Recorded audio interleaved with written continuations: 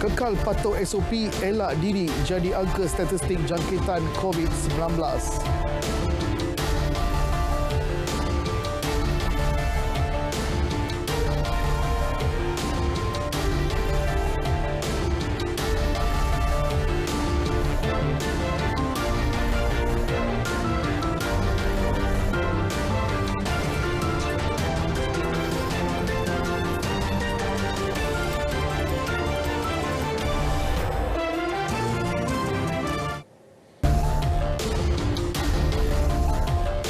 Selamat malam dan salam keluarga Malaysia. Anda bersama saya Mohan Jinasami, berita tengah malam. Bermula 1 Mei lalu, semua langkah bagi mengelakkan diri daripada dijangkiti COVID-19 terletak sepenuhnya di tangan masing-masing. Jika lalai, jangkaan Kementerian Kesihatan akan berlaku, iaitu lonjakan kes COVID-19 selepas Aidilfitri pasti menjadi kenyataan. Malah ia bakal mengundang bahaya kepada sistem kesihatan negara yang terpaksa sekali lagi berdepan gelombang virus tersebut. Menurut bekas timbalan Ketua Pengarah Kesihatan, Dato' Dr. Rohaiza Yon, jika setiap individu mengamalkan kawalan kendiri dan mematuhi SOP, beliau optimis kadar jangkitan boleh dikawal. Terdapat kemungkinan peningkatan kes COVID, namun diharapkan dengan kadar vaksinasi yang terus bertambah dan dengan kesedaran rakyat terus berdisiplin mematuhi SOP yang disarankan oleh kerajaan, pakailah pelitup muka di tempat sesak, kerap mencuci tangan dengan sanitizer agar kes COVID tidak naik mendadak dan hanya dalam kategori 1 dan 2 sahaja. Bagi pakar perubatan awam SP Care, Dr. Harry Dines pula, individu yang telah dijangkiti harus berani ke depan dan menjalani kuarantin seperti yang telah ditetapkan oleh kerajaan. Ia bagi mengelakkan jangkitan sporadik yang nyata lebih membahayakan. Seperti mana yang telah dinasihati oleh Menteri Kesihatan, sesiapa yang telah melakukan pemeriksaan COVID-19 kendiri dan didapati positif perlu melaporkannya di aplikasi MySejahtera. Sikap jujur anda untuk mengelakkan penularan COVID-19 itu sangat penting. Baik, memasuki hari ketiga perayaan Aidilfitri, kebanyakan jalan utama di sekitar ibu negara lengang memandangkan warga kota masih bercuti di kampung halaman masing-masing. Namun beberapa lokasi kekal sibuk berikutan sesetengah warga kota yang tidak pulang ke kampung mengambil kesempatan cuti umum untuk bersantai dan membeli belah. Hasil tinjauan kru RTM sekitar tengah hari tadi bermula dari Jalan Sultan Ismail sehingga Jalan Tunku Abdul Rahman mendapati laluan utama yang sebelum ini menjadi tumpuan warga kota lancar tanpa kesesakan ketara.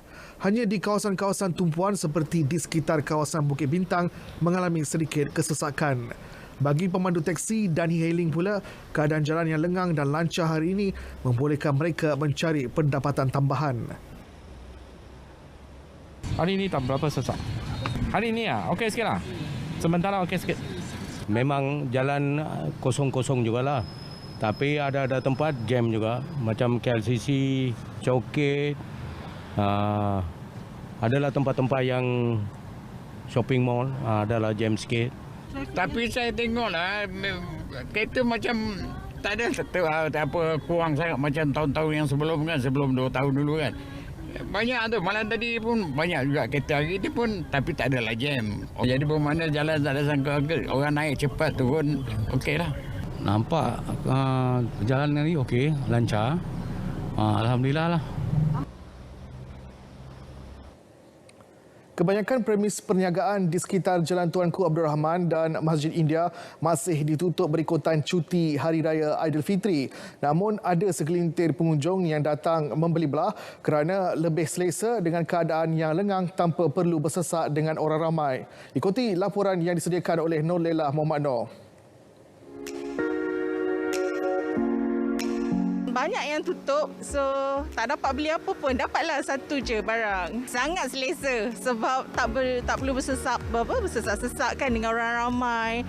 Dan walaupun kita dalam keadaan endemik, tapi masih lagi kes pun masih banyak.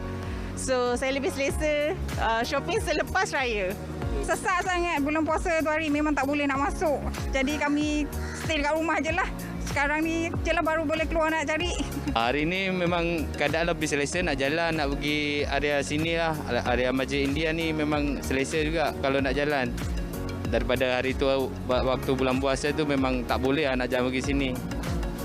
Tidak seperti kesesakan yang kita lihat beberapa hari yang lalu, tinjauan kami di Jalan Tuanku Abdul Rahman hari ini agak lengang dengan ramai peniaga masih lagi belum memulakan operasi perniagaan mereka. Nurlela Muhammad Nur, Berita RTM.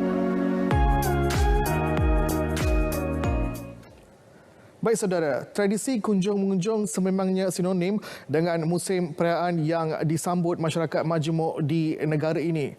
Artinya setiap kali menjelang Aidilfitri, masyarakat kini lebih selesa berkunjung ke pusat membeli belah untuk melakukan aktiviti bersama keluarga dan sanak saudara. Kita ikuti tinjauan di pusat membeli belah bersama wartawan Aisyah Hisham.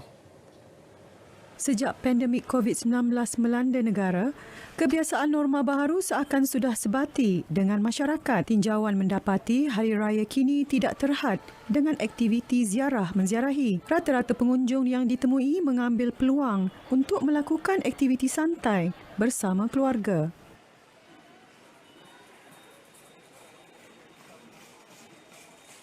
Pagi ni sementara tunggu kakak ipar sampai, so kita orang singgah sini kejap lah makan.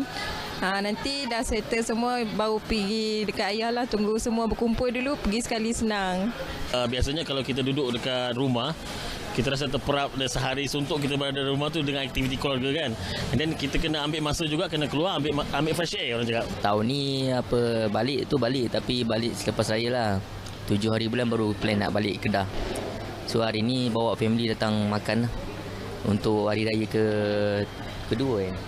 ketiga. Aidilfitri di fasa peralihan endemik ini bukanlah tiket untuk kita meraih kebebasan sepenuhnya. Dalam suasana kegembiraan dan kemeriahan berhari raya ini, kawalan kendiri perlu dititik beratkan bagi memastikan kesihatan diri dan kesihatan masyarakat sekeliling berada dalam keadaan baik. Aisyah Hisham, Berita RTM. Sementara itu, orang ramai turut mengambil peluang bercuti dan bersantai bersama keluarga sempena cuti terakhir perayaan Aidilfitri. Beberapa tempat tumpuan di sekitar Ibu Kota Meriah dipenuhi ramai rakyat tempatan. Melalui tinjauan, kelihatan ramai pengunjung yang berasal dari utara semenanjung Malaysia memilih Kuala Lumpur sebagai destinasi pilihan mereka. Bimala Kasturi Wirasami ada laporannya.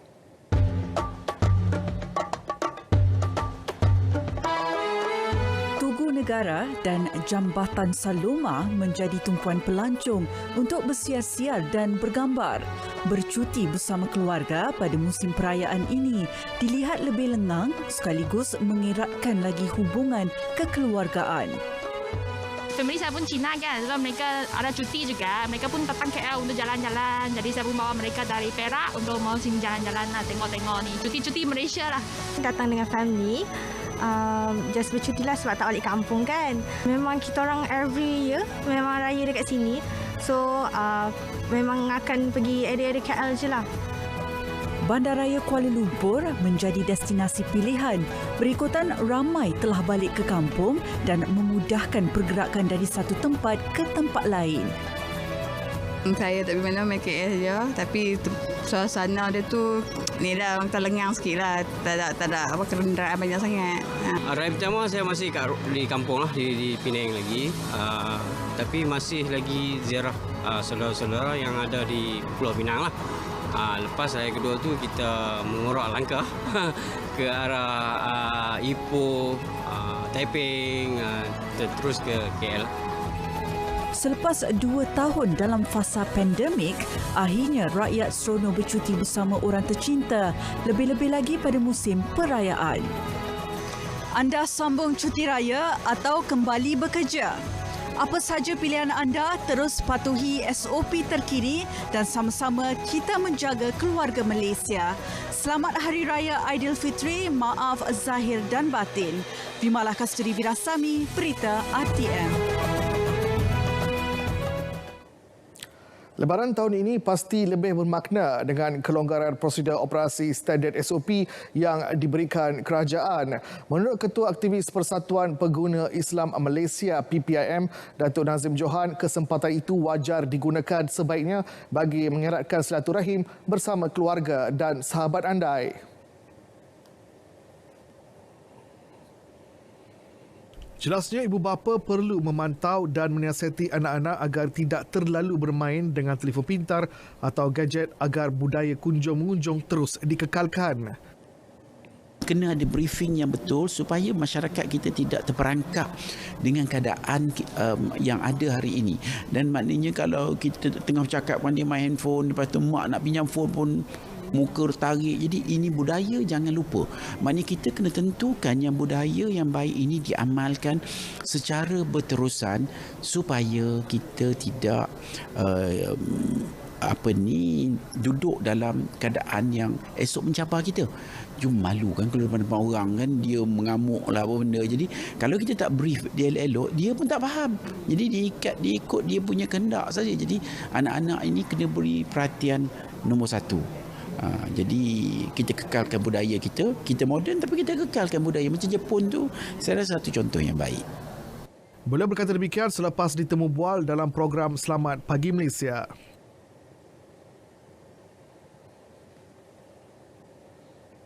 Saudara, setiap kali tibanya musim perayaan, penghuni penjara tidak menang tangan menyiapkan tempahan kuih raya untuk dijual.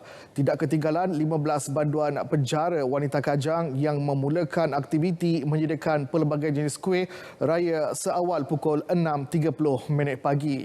Ikuti laporan disediakan oleh wartawan Siti Aisyah CP.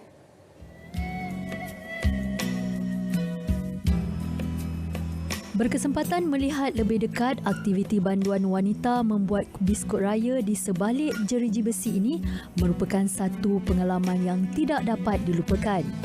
Melangkah masuk sahaja sudah terbau enaknya kuih yang dibuat oleh penghuni penjara wanita Kajang yang biasanya ditempah lebih awal sempena Syawal. Sebanyak 11 jenis biskut raya yang kita hasilkan, di antaranya Animal Biscuit, Sky Blue, Bamboo Cookies dan juga lain-lain. Antara yang mendapat sambutan adalah cheese nanas dan Bamboo Cookies. Kita juga menghasilkan 6 jenis sampel raya. Yang paling untuk mampu milik adalah handphone bernilai RM40 dan juga yang paling dan juga handphone bernilai RM200 mengikut tempahan. Tanpa kemahiran dalam bidang masakan, apatah lagi pembuatan pastry dan biskut. Banduan dikenali sebagai Eliza, 39 tahun, yang menjalani hukuman penjara selama 30 tahun atas kesalahan membunuh tanpa niat itu. Mengakui cuma tahu nama biskut raya, namun tidak pernah membuatnya sendiri. Saya memang tak tahu langsung buat kek ke, buat biskut ke, memang semuanya saya belajar dekat sini. Dan saya rasa gembira lah bila saya boleh pandai buat biskut, pandai buat kek atas inilah kemahiran yang penjara sediakan. Bila keluar nanti, saya akan gunakan kemahiran saya dan manfaatkan ilmu yang saya dapat dalam penjara ini untuk kehidupan saya kat luar. Bagi Nurul, 22 tahun yang sudah mempunyai pengalaman sebelum ini dalam bidang kulineri, mengakui kesibukan dengan aktiviti menyiapkan tempahan kuih raya ini sedikit sebanyak menghilangkan kerinduannya kepada insan tersayang bila tibanya 1 Syawal. Bila waktu rehat, saya takkan rehat sebab saya memang suka busykan diri saya untuk melupakan seketika lah apa yang saya fikirkan. Makin dalam amal ini, makin banyak yang kita fikirkan buat sebenarnya. Kalau diberi kesempatan, saya nak sambung semula. Itu pun kalau saya dapat semula lah. Sebab tak mudah untuk orang yang macam saya ni untuk sambung. Sebab ada setengah orang mental tak kuat seperti saya. Seorang yang mental tak kuat, emosi tak stabil. So saya memilih untuk bantu ibu saya ataupun saya akan meniaga secara kecil-kecilan untuk di kawasan perumahan saja. Selain menyiapkan tempahan biskut raya sepanjang Ramadan, penghuni di sini turut menerima tempahan baju raya. Kesilapan yang mereka lakukan sebelum ini merupakan kisah silam buat mereka. Apa yang penting adalah sokongan dan juga dorongan terutamanya dari pihak keluarga dan juga masyarakat untuk menjadikan mereka insan yang lebih baik di masa akan datang. Salam Aidilfitri dari Tirai Besi, Siti Aisyah Cik P, RTM. SWM Environment Sendian Berhad bakal melaksanakan anjakan jadual kutipan sisa pepejal di 2 lokaliti dalam Pelan Strategi Operasi sempena Hari Raya Aidilfitri tahun ini. Menurut Esko Kesejahteraan Bandar, Perumahan, Kerajaan Tempatan dan Kampung Baru Negeri, Teo Kok Siong, ia bagi memastikan operasi perkhidmatan kutipan sisa pepejal dan pembersihan awam di 287 lokasi tumpuan di sekitar Negeri Sembilan berjalan lancar, terutama pada 3 hari pertama perayaan Aidilfitri. Pesanan saya kepada masyarakat tidak meletak halangan di laluan kutipan sisa pepejal, tidak meletakkan halangan berhampiran penempatan tong sampah dan manfaat perkhidmatan kutipan +1 untuk urus sisa pukar, sisa kebun dan barangan kita semula semasa persediaan Hari Raya. Operasi bakal melibatkan 1,134 anggota kerja dan 165 kenderaan serta jentera.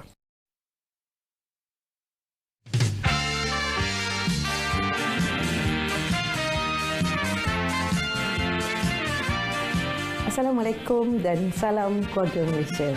Kemeriahan Syawal kian terasa. Pastinya ramai yang berhasrat untuk pulang ke kampung halaman setelah 2 tahun tidak bersama. Gunakan kemeriahan teknologi bagi merancang perjalanan anda untuk menemui insan tersayang. Raikan Aidilfitri dengan penuh kesyukuran dan kegembiraan. Walaupun kini kita dalam fasa perayaan endemik, sentiasa patuhi garis panduan yang ditetapkan untuk keselamatan kesihatan kita bersama. Selamat menyambut Hari Raya Aidilfitri. Maaf zahir dan batin. Hidup aman sentosa.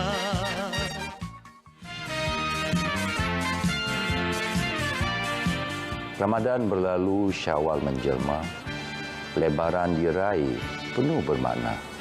Tingkatkan hasil, gandakan usaha demi menjamin sekuriti makanan negara. Saya mewakili seluruh warga Kementerian Pertanian dan Industri Makanan mengucapkan Selamat Hari Raya Aidilfitri kepada semua umat Islam di seluruh Malaysia. Selamat Hari Raya Aidilfitri, maaf zahir dan batin. Hidup aman sentosa. Bertemu kembali. Seorang penunggang motosikal maut selepas bertembung dengan sebuah kereta awal pagi tadi di Jalan Bintawa, Kuching, Sarawak. Menurut Ketua Jabatan Siasatan dan Perkuasaan Trafik Superintendent Bingkok John, mangsa yang dikenali sebagai Amparang Polton, 29 tahun, cedera di kepala dan maut di tempat kejadian.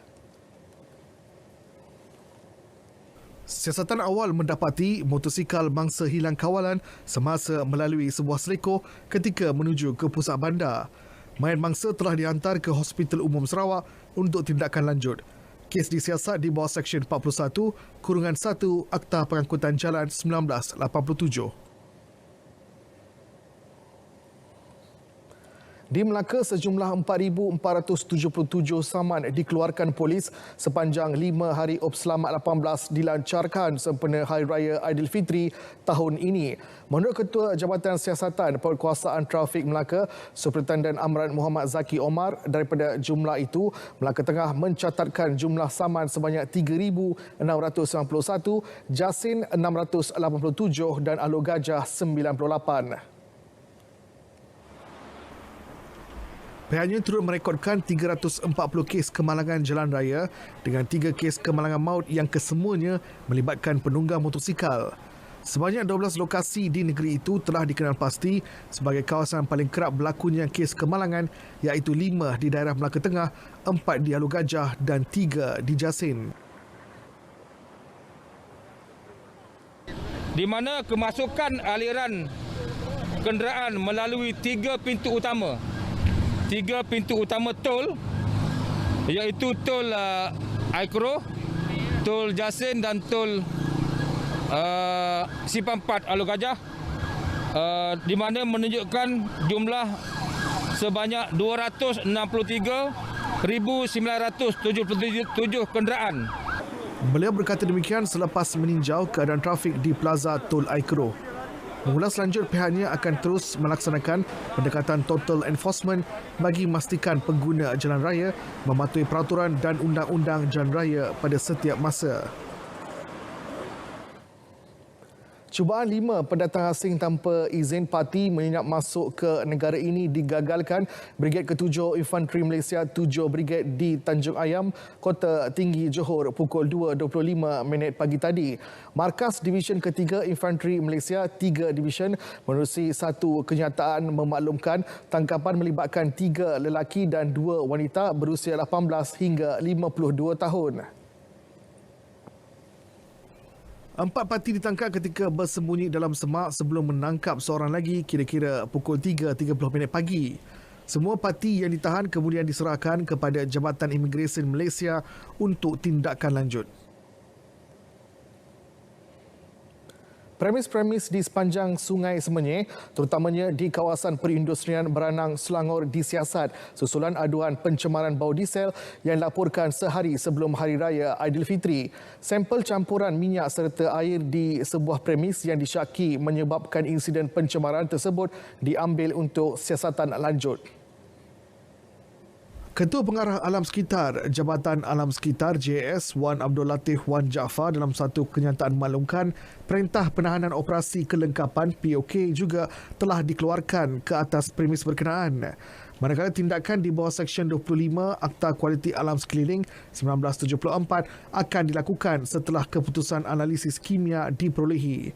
Jika didapati bersalah, pihak premis boleh denda sehingga RM100,000 atau penjara maksimum selama tempoh 5 tahun atau kedua-duanya sekali dan denda tambahan sehingga RM1,000 sehari bagi setiap hari kesalahan. JS akan meneruskan siasatan dan pemeriksaan ke atas semua premis yang berpotensi melakukan pencemaran tersebut dan tindakan tegas akan dikenakan ke atas premis yang melakukan pencemaran. Eratkan jalinan silaturahim di Hari Lebaran. Seluruh keluarga Malaysia dijemput hadir bagi meraihkan hari yang mulia ini bersama Yang Amat Berhormat Perdana Menteri dan anggota Jemaah Menteri di Majlis Rumah Terbuka Hari Raya Aidilfitri 2022 pada 8 Mei 2022 mulai pukul 10 pagi hingga 4 petang bertempat di Laman Sari, Kompleks Seri Perdana, Putrajaya. Semua yang hadir perlu mematuhi prosedur operasi standard SOP terkini semasa fasa peralihan ke endemik dan digalakkan memakai pelitup muka serta mengamalkan penjarakan fizikal. Perkhidmatan bas percuma ke majlis disediakan. Sila layari portal dan media sosial Jabatan Perdana Menteri untuk maklumat lanjut. Raya Keluarga Malaysia. Syawal diraih, nikmat disyukuri.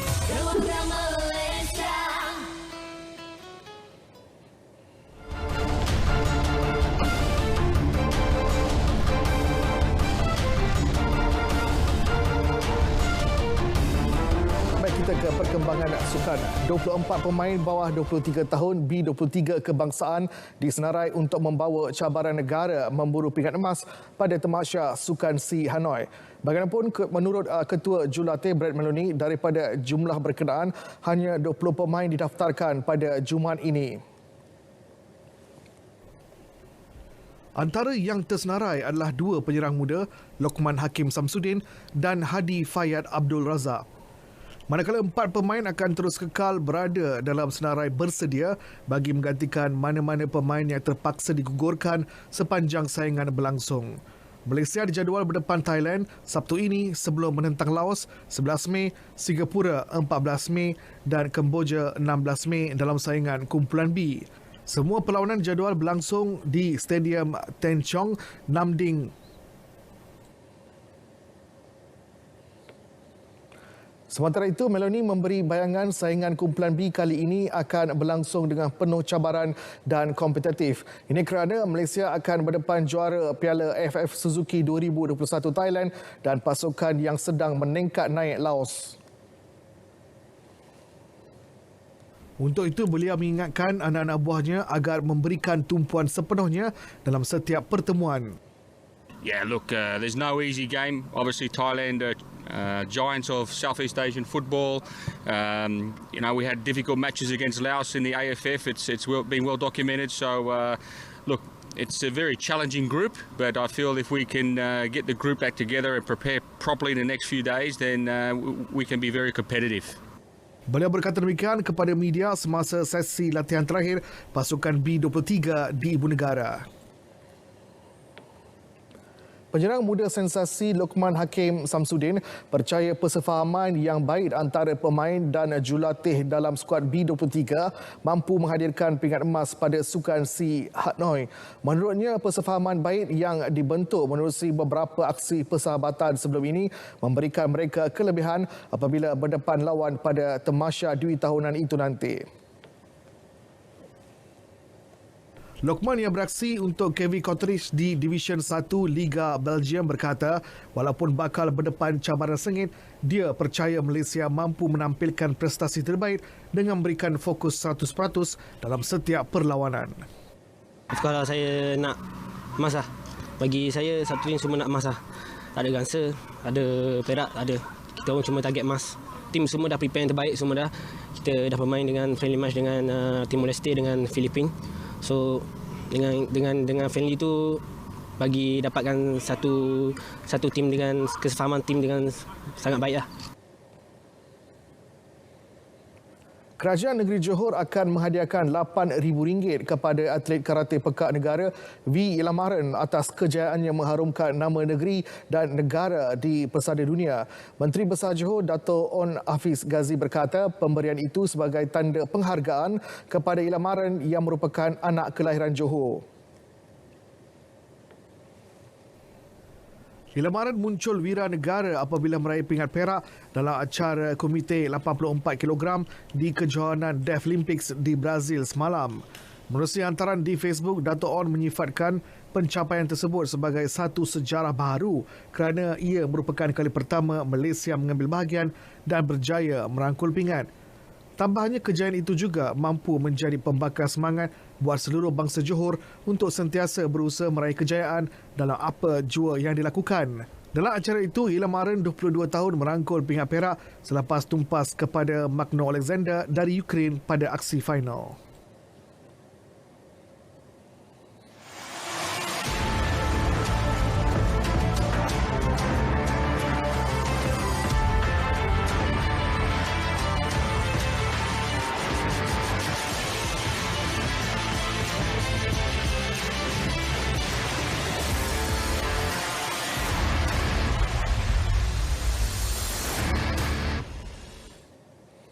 Baik, berita tengah malam berakhir di sini. Teruskan amalan menjaga SOP ketika melakukan aktiviti kunjung-mengunjung. Saya Muhammad Cina Sami, salam keluarga Malaysia dan kita berjumpa lagi.